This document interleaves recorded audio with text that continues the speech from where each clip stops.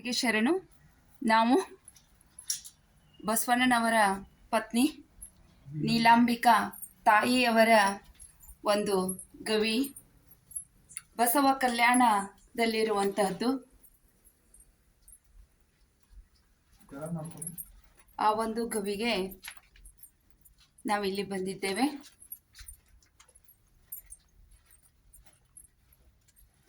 ನೀಲಾಂಬಿಕಾ ಅವರ ಒಂದು ಗವಿ ಇದು. ಅವರ ಒಂದು ಮೂರ್ತಿ ಇದೆ, ಶಿವಲಿಂಗ.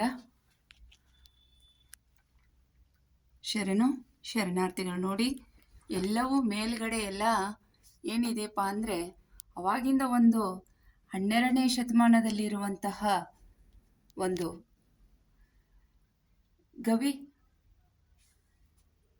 ದಿವ್ಯ ಜ್ಞಾನವನ್ನು ಪಡೆದು ವಚನ ಸಂಗ್ರಹಣವನ್ನು ಮಾಡಿದಂತಹ ಒಂದು ಮನೆ ಇದು, ಗವಿ. ಭಕ್ತಿಯ ಶರಣು ಎಲ್ಲವರಿಗೆ.